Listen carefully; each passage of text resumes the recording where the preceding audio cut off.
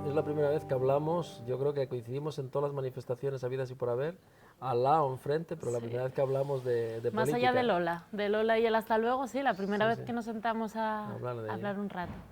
Pero bueno, la verdad es que a las movilizaciones feministas yo siempre te veo, Sí, ¿no? yo creo, vamos, yo siempre digo que para ser de izquierdas uno de los conflictos que hay que superar es el conflicto de la dominación de género, ¿no? Y por tanto, dentro de la liberación, pues está la liberación de clase y está la liberación de género. Y nosotros eso lo tengo claro. Es que realmente, por ejemplo, en la izquierda, lo comentábamos antes, que mucha gente desde el ámbito feminista considera que la izquierda política, la izquierda institucional, pues deja todas las medidas feministas para el papel o para el momento electoral, pero luego a la hora de la verdad, pues al final se comporta como la derecha, ¿no? En las medidas. Yo Entonces, siempre, yo ahí coincido en, no se comporta como la derecha, ¿no? La derecha no se plantearía ni siquiera esas medidas y de hecho ya viste que rebajó, lo que hizo primero fue desde el 2011 rebajó un 38% el presupuesto, pero lo que tiene que hacer la izquierda es no dar por hecho que los cambios se producen en las leyes, ¿no? Hay que cambiar valores, decía San Pedro que mientras no cambien los dioses no cambia la sociedad, por tanto mientras no cambiemos los valores,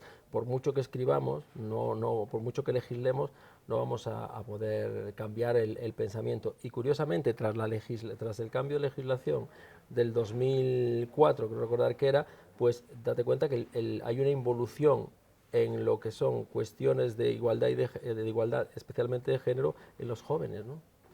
bueno, es que el problema realmente viene desde la educación y eso sí que lo sabemos y es realmente donde no se están llevando medidas a cabo. O sea, implementan asignaturas como educación para la ciudadanía o valores actualmente, pero realmente en esas asignaturas cuando te pones a ver el temario, esa no es la manera de educar en igualdad, al menos desde la perspectiva, ¿no?, de las Sí, feministas. Nosotras creemos que eso es del todo insuficiente y no da los frutos que debe de dar.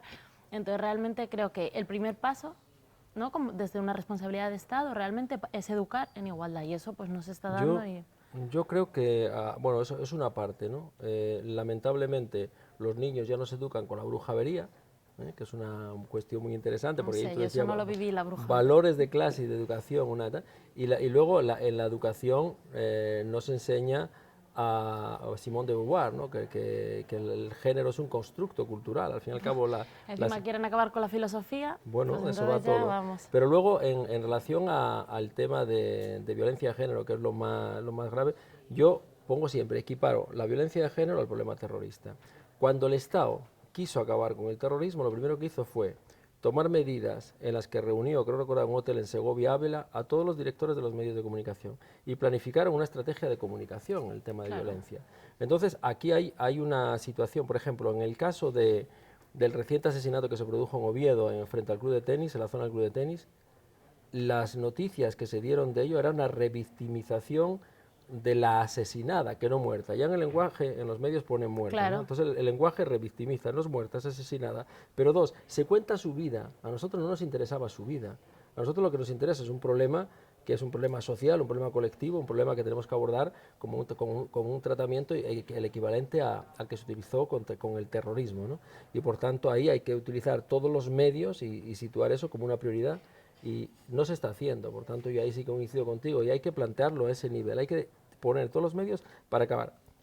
Con medios económicos no se acaba solo, porque hay que atajar los valores, entonces tiene que ser todas las cuestiones educativas, pero también los sociales de los medios de comunicación, la atención a las familias, la inclusión de los niños y niñas como hijos de víctimas.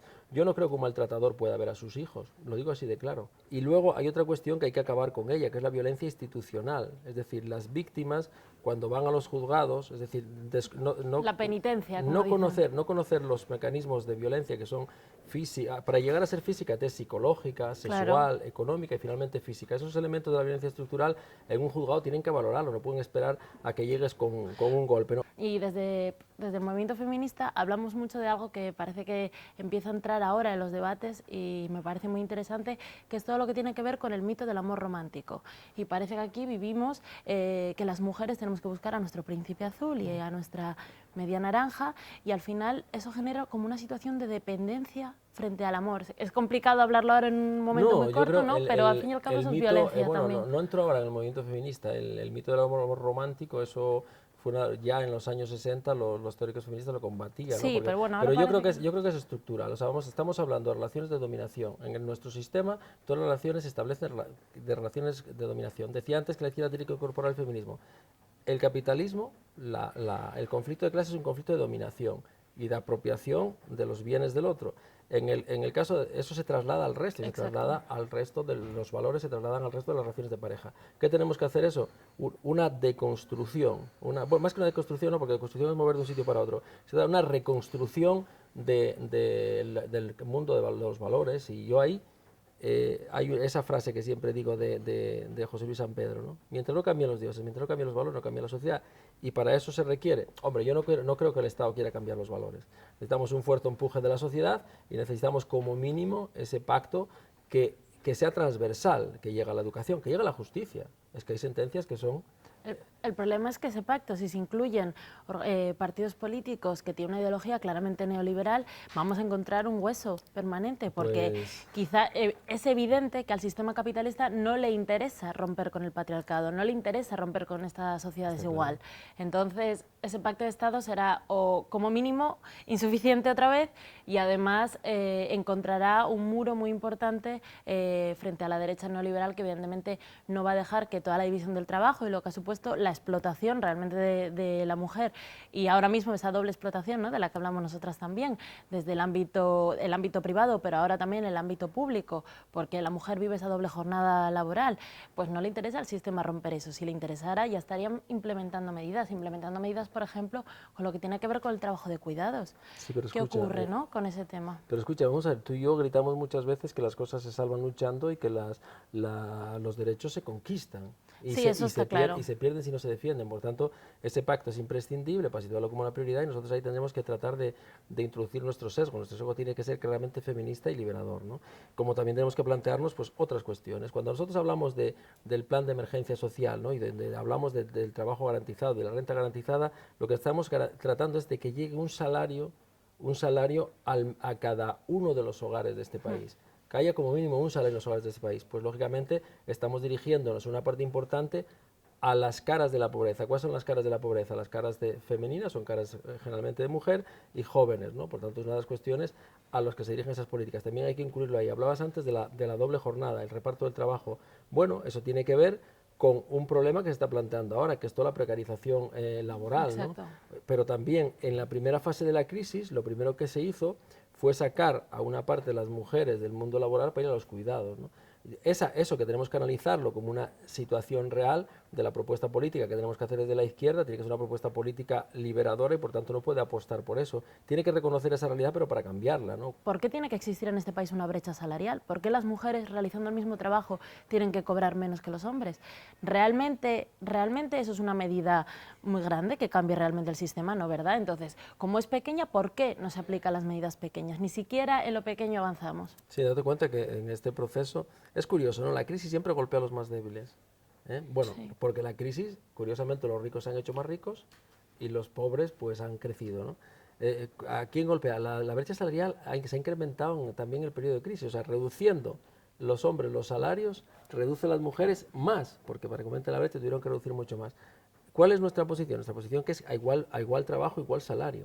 Es más, algunos somos hasta más antiguos y decimos que todas las personas tienen que tener un salario suficiente para vivir. Fíjate tú qué anatema. Qué barbaridad, Qué barbaridad, ¿no? Tú dices, no, es que la gente tiene que tener, con independencia de su preparación, de su formación, de su cualificación, tiene que haber un mínimo vital que tiene que estar cubierto. Tiene que tener garantía de su supervivencia, alojamiento, etcétera, etcétera. Todas estas cosas que planteamos la izquierda esta, que algunos nos llaman antiguos, ¿no? Pues bueno, yo creo que ahí, en ese modelo, la brecha salarial no existe. Desde el punto de vista de la realidad, no debiera existir. Desde el punto de vista de la realidad existe. ¿Qué tenemos que hacer? Combatirla. ¿Cómo se resuelve eso? Muy sencillo, con inspecciones de trabajo, ¿eh?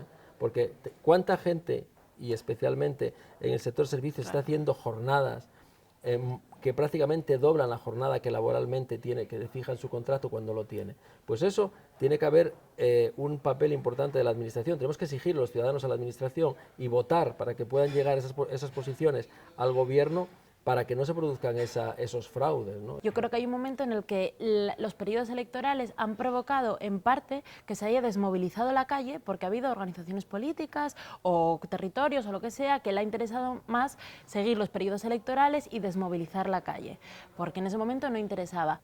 Lo primero que tenemos que tener claro desde la izquierda es que la democracia es el arma de los débiles. El poder no necesita la democracia para nada. El poder tiene sus propios recursos y la democracia para ellos es un estorbo. Es más, en algunos países supieron preparar golpes de Estado para apartar la democracia. Eso lo debemos tener clarísimo.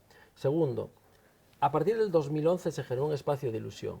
Se generó un espacio de ilusión en el conjunto de la sociedad porque se previera una transformación social. Y nosotros planteamos un proceso constituyente que hicieron otros, la monarquía, los poderes hicieron su proceso constituyente. ¿Qué pasa con ese espacio de ilusión? Ese espacio de ilusión se lo cargó una parte importante de la izquierda, que dijo, no os movilicéis más, venid con nosotros a Madrid. A partir de este momento, nosotros asumimos la totalidad de las movilizaciones. No. Si Izquierda Unida ganase estas elecciones, como así va a ser, con 370 diputados, o 350, vamos a dejar algunos para los demás, con 300 diputados, no podríamos hacer transformación social si no tenemos la movilización popular. Y me parece increíble que a finales de 2015, ya con todo lo que se lleva luchado y caminado, haya personas que realmente sigan considerando que machismo y feminismo son palabras opuestas, pero que vienen a significar lo mismo, ¿no? La supremacía de uno sobre otro. Yo creo tenemos que seguir haciendo pedagogía con eso, todavía explicando eso. Lo primero que hace el poder es pervertir el lenguaje, ¿no? A un despido se le llama una extinción temporal de contrato, es un despido. A otras fórmulas, como puede ser el feminismo, se le trata de equiparar al machismo. Y yo digo que equiparar el feminismo al machismo es tratar de equiparar un movimiento liberador, que es el feminismo, con un movimiento opresor, que es el machismo, ¿no? El machismo tiene como oposición el embrismo, no puede tener el feminismo. O sea, estamos hablando de movimientos de liberación, y yo al feminismo lo entiendo que es un movimiento de liberación, y por otra parte está el machismo, ¿no? Pues nada, nunca habíamos hablado No te metí tanto, nada de caña.